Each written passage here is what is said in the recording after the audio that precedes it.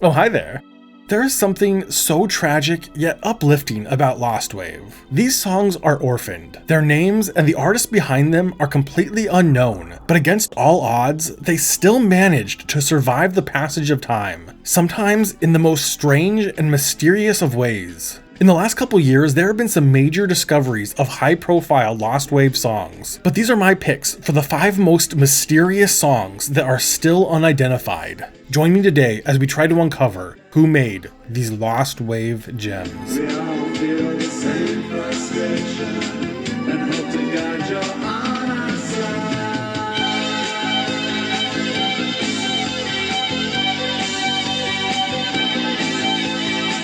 Are you coming home to stay? Oh, you spent this winter driving me insane. Are you coming home to stay? Oh, you spent this season at the CIA.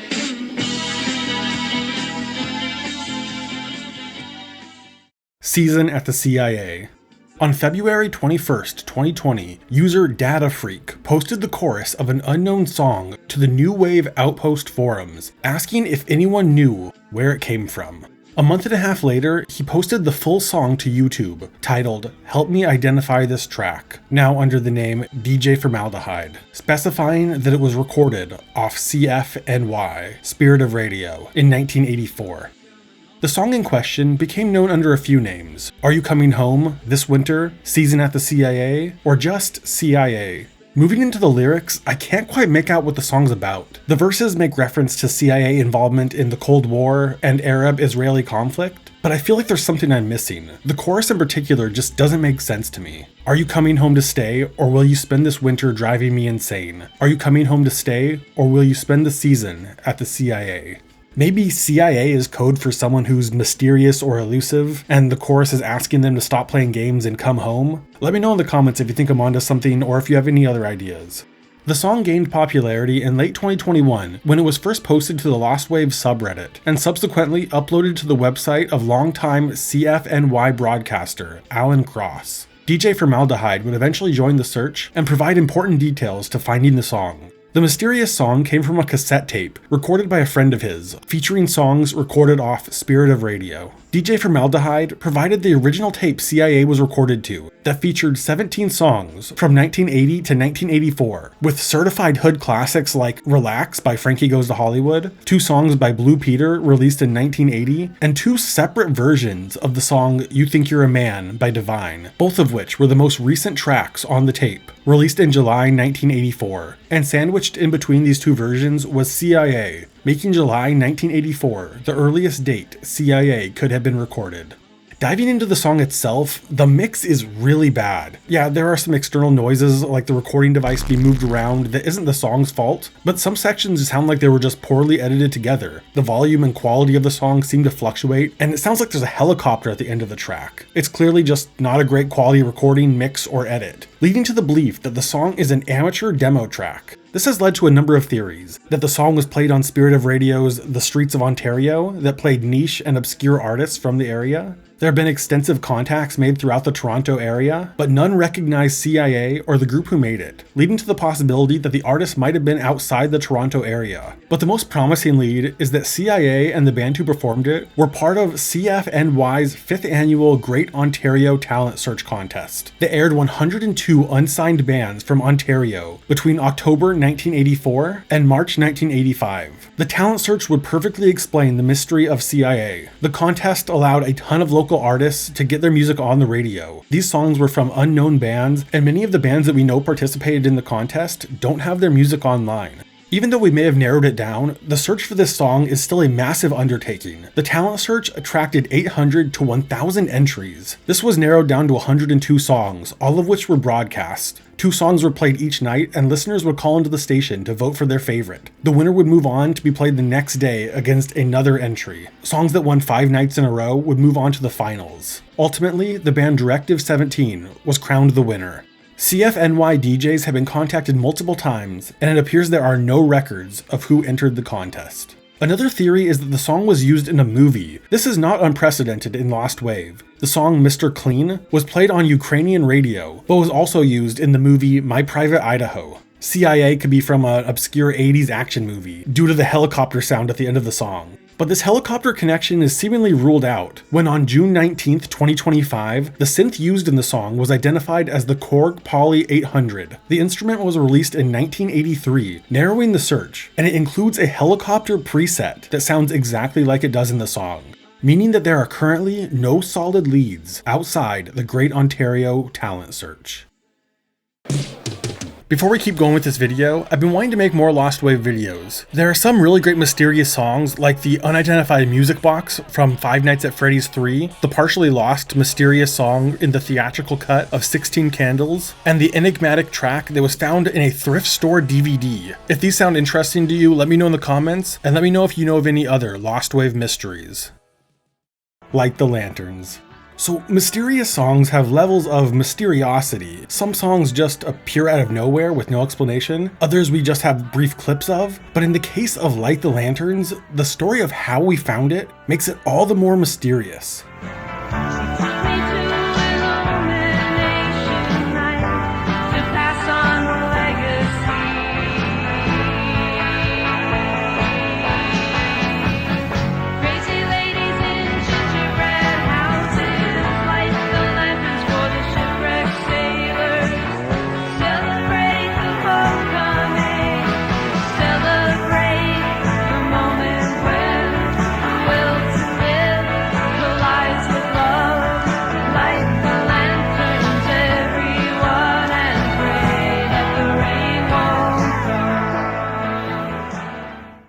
Light the Lanterns, also known as Legacy or Illumination Night, was first posted to YouTube on September 28, 2019 by the band/singer-songwriter Windows to Sky, asking if anyone knew where it came from. They found the song as a teenager on an old cassette tape at the bottom of a cabinet or box in a cabinet in an office in LA labeled Demo Listen Today, containing one single track. Windows to Sky believes the cassette was from 1985, but we can't know for sure because in the early 2000s, the tape was digitized and thrown out. This makes the song infinitely more difficult to find, since 1985 could be completely wrong, but until it's disproven, it's all we have to go off of. So most theories focus around 1985, give or take a few years. The original upload of Light the Lanterns didn't last long. Being a singer-songwriter themselves, some believe that the song was created by Windows to Sky as some kind of ploy to promote their own music. OP was bombarded with endless questions and harassment, making the video private as a result. It's commonly accepted in the community that Windows to Sky had no involvement in the song, and they've been contacted numerous times since, but have no further details about the track, and just want to be left alone since they can't provide anything more for us. The song itself is fascinating. It's a guitar-driven folk rock track with a female lead singer, backup vocals, keyboards, and slide guitar. But what makes it stand out are the fretless bass, another stringed instrument that might be a dulcimer, a drum machine, and a kind of clicking sound that I can't identify.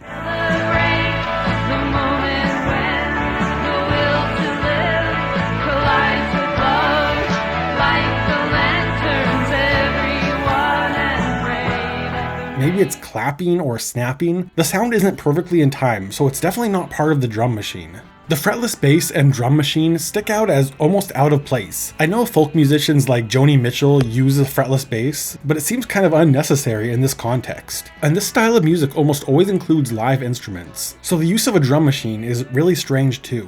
Lyrics-wise, Light the Lanterns seems to be about the singer being taken to the Grand Illumination at Martha's Vineyard, an island in Massachusetts. This annual event has been held since 1869, where thousands of Japanese paper lanterns decorate the Victorian gingerbread cottages across the town of Oak Bluffs. Things like the gingerbread houses, Illumination Night, the island itself, and lantern lighting are all mentioned in the song. But there are some more mysterious aspects of the lyrics, like a character named Grace and a Chinese restaurant that have led to much speculation. The lyrics seem to be clearly pointing to the Grand Illumination, but they may also be referencing the 1987 book Illumination Night by Alice Hoffman. Both the song and the book are from the same time period. The name of the book, Illumination Night, is spoken in the song, and both are about the same event. But it's important to note that the plot of the book doesn't really line up with the details of the song. Alice Hoffman has confirmed that she has no direct involvement in the song, though some believe the book may be an inspiration. Organizers of the Grand Illumination have been contacted and have no knowledge of the song either. Given the detailed references to the vineyard, it's believed that the band is American, but the song is from the perspective of an outsider, so I don't think they're from the island itself. An aspect of the song that I don't think gets talked about enough is just how good the band sounds, especially for a demo tape. This made me consider that the song might be from the Berklee College of Music. The school is just a few hours away from Martha's Vineyard and is renowned for its contemporary American music program. The school has produced successful musicians across a wide range of genres, from metal to hip-hop, and even singer-songwriters. This would explain so much. Why the band sounds so tight, why the track is so well produced for a demo, and why it's about Martha's Vineyard. Berklee is known for its connections in the music scene. This could explain why the demo wound up in LA. It could have been sent off to a producer on the West Coast, it was poorly labeled and forgotten about. I mean, I could even see this explaining why the cassette was poorly labeled. Like, a student musician would be so focused on producing the best demo they could, they might make a rookie mistake like improperly labeling the tape. I don't know, it's just an idea. Let me know if I'm way off base on this one. The Fall of the King. Most mysterious songs tend to fall under certain genres. New wave, dance music, anything that has a wide popular appeal. But The Fall of the King, or The Fallen King, is one of the few unidentified metal songs, telling the epic story of a king defeated in battle, his subjects stunned and horrified.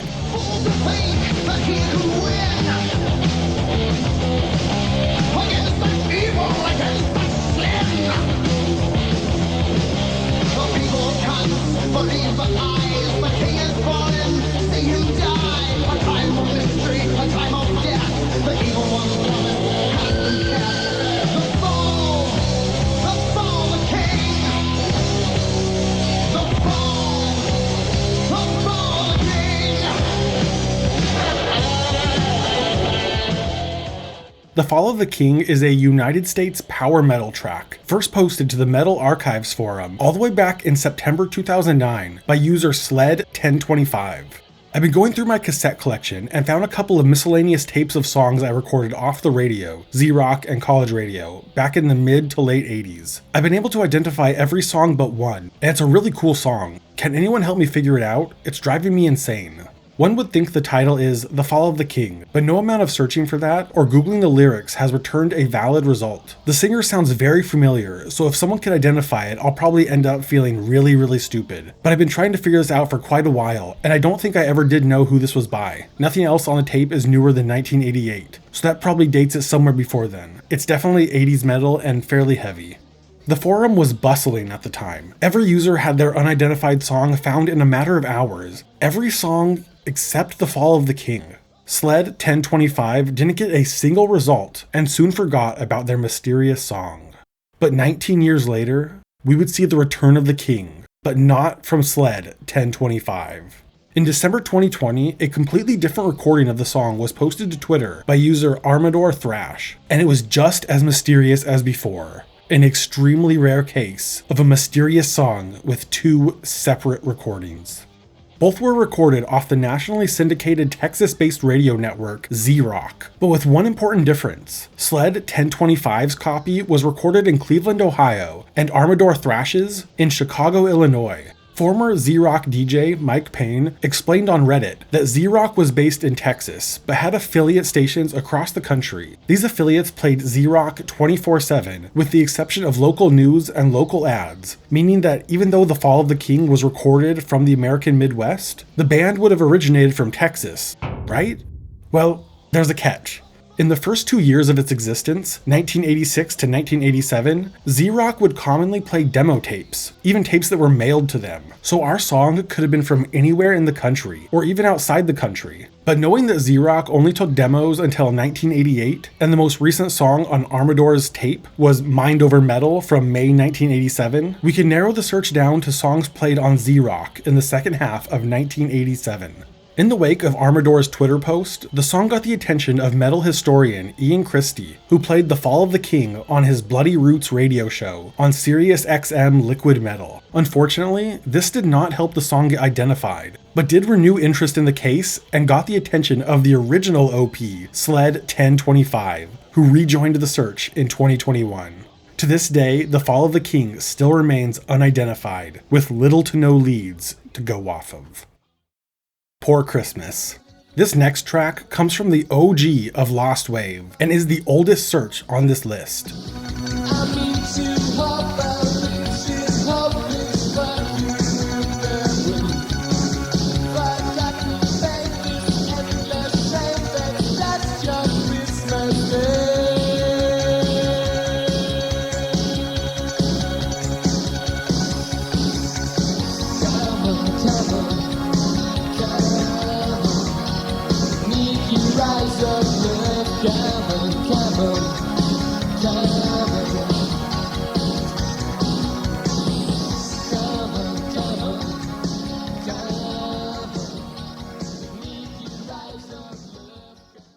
In 2001, German music collector Renee M. created the website didinidevil.com. The site served as the homepage for his eBay and Discogs store, but is best known for its Most Wanted section, where Renee has been posting unidentified songs long before it was cool. The site gained notoriety in underground music communities, particularly around the song Stay, the second time around. Renee received mainstream attention in 2013 when Stay went viral, identified as On the Roof by Johann Lindell. This revelation led to a surge in popularity of Renee's website, and unidentified music, now dubbed Lostwave, as a whole.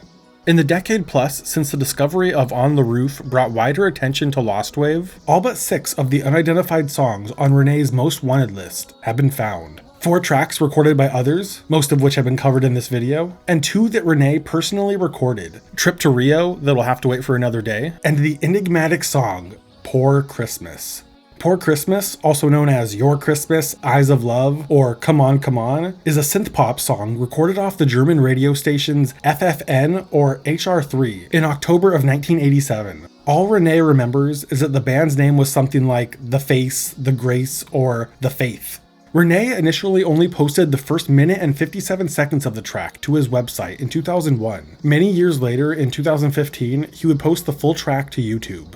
The song is known as Poor Christmas and mentions Christmas once in the second verse, but it isn't necessarily a typical Christmas tune. It's more about the struggles of the less fortunate during the winter season. One possible lead is that Poor Christmas was part of a charity event, and this isn't without precedent. The formerly unidentified song Just a Game was made for a child hunger fundraiser, and maybe Poor Christmas was made for some kind of Christmas fundraiser of sorts. But right now, that's really all we have to go off of. Your Eyes. First uploaded to the Chinese music sites 666c.com, 568.com, and China57.com in 2003. Man, why are they out here naming websites like they ran out of names? The mysterious song dubbed Your Eyes was part of a compilation of Eurodance tracks from Austria, Germany, the UK, Netherlands, and Italy. The name translating to Hot New Dance Song Album 359. The DJ who created the compilation, and maybe the song itself, went uncredited, though based on the album cover's file name, they may be DJ Feng Kwang. The file name for our mysterious song in question wasn't as helpful though, titled European and American Lyric High-End Pop. The song began to be spread separately from its compilation in around 2004 to other Chinese websites like HCDJ and QQ Music. The song moved outside the Chinese file sharing community in December 2009 when the YouTube channel Da Rio XYK posted the track under the name Italo Dance Sconoscutia, Unknown Italo Dance, saying the song was possibly from 2000 to 2001. Years later, in 2013, the song will be credited to Mystic Moment as Radio Rise Full Jack Mix on the YouTube channel Music Production. This ended up not being the actual artist or the song. The title was traced back to a forum post made 2 years prior on allthelyrics.com. In the thread, a user named FD440 claimed the song as their own. FD440 was investigated further, but no new leads were found. And 7 years later, the case would take a twist no one saw coming. The song that everyone was trying to identify was unknowingly partially lost. On April 4th, 2020, user Johnson Paul posted a video titled Identify Italo Dance, and this upload of Your Eyes contained an additional 30-second intro that almost no one knew about. That same day, just the intro was posted by the YouTube channel Enggen as part of an Italo dance mix, recorded off the Italo World FM 120 radio station. Even though it was just the intro, it was of much higher quality than any previous upload, and contained a DJ watermark that's been identified as DJ BPM. This search was already a mess, with multiple language barriers at play, but it got even more complicated in October of 2021 when the official FM120 YouTube channel featured Your Eyes, writing, "The most rare vinyl record from the entire network, track 1, is the sample from the vinyl. Do not ask me about Radio Rise, Jungle Eyes, Your Eyes, Come Back to Me, or I will assume you don't know dance music at all."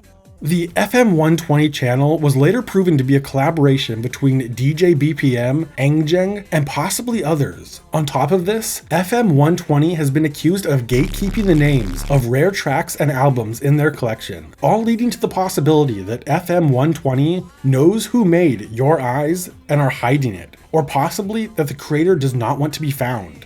The connection to FM120 is even further solidified when other mixtapes were posted to YouTube recorded off FM120 that feature Your Eyes. In September 2020, user ItaloBoyDJ posted Your Eyes playing off a cassette tape that they recorded off Radio Versilia in summer of 2001. If this is true, it would be the earliest airing of Your Eyes, meaning that FM120 didn't make it themselves. And the synthesizer used in the song may be a 2003 Casio Privia, a model that was more popular in Asia than it was in Europe. This would mean that the song was created and released the same year it was featured on the compilation mix, but also hints at an Asian origin rather than Italian as is commonly believed. A current lead that hasn't been ruled out yet is the artist Eppergroove and his song Come Back to Me that was created in 1996, a lead that of course ignores the possibility of the synth being from 2003. All in all, an insane search with almost nothing to go off of. Thank you so much for watching. I've been wanting to make more Lostwave videos on this channel, so if this one does well, there will definitely be more to come. And you could help this happen by liking the video, leaving a comment, and subscribing to the channel. This video was made possible with the help of my Patreon supporters, including Vinny Cataldo, Miss Dana, and Can You Say Rocco Mafleur. This is Mike with All Things Lostwave. I'll see you soon.